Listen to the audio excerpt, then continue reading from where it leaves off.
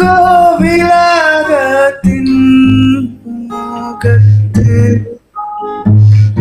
കാലൊച്ച കേട്ട നേരം തമ്പൂരാൻ മെല്ലെ നോക്കി ആരില്ലെന്നോത്തരം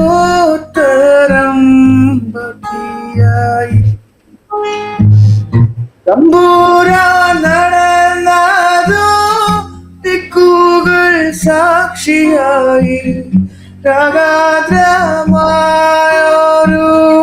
പൊട്ടിലൂക്ക്